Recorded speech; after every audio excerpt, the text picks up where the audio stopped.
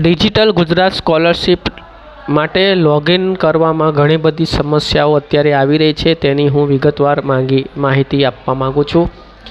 સૌથી પહેલાં તો લોગિન અને પાસવર્ડ રિસેટ કરવાની સમસ્યા બહુ કોમન થઈ ગઈ છે. અત્યારે ખાસા 4-5 દિવસથી આ પ્રશ્ન ચાલુ છે. કેટલાય વિદ્યાર્થીઓને લોગિન કરતી વખતે પાસવર્ડ રિસેટ કર્યા પછી પણ લોગિન થતું નથી. આ સમસ્યા મુખ્યત્વે સર્વર ઇસ્યુને કારણે થયેલી છે અને આ સર્વર ઇસ્યુ સોલ્વ થતાં 3 થી 4 દિવસનો સમય લાગુ થશે. એટલે તમે આ 3 થી 4 દિવસ સુધી વેઇટ કરવો પડશે. બીજો પ્રશ્ન છે કે 15 મિનિટનો જે નીચે લોગિન વખતે નીચે મેસેજ આવે છે કે 15 મિનિટ ટેમ્પરરી બ્લોક્ડ એવો મેસેજ આવે છે.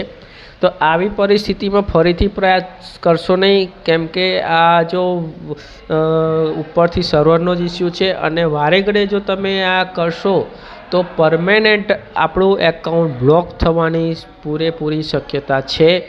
બરાબર, એટલે તમે વારે ઘડીએ તમે લોગિન કરવાનો પ્રયત્ન કરતા નહીં. 2 થી 3 દિવસ રાહ જોઈને ફરી લોગિન કરશો.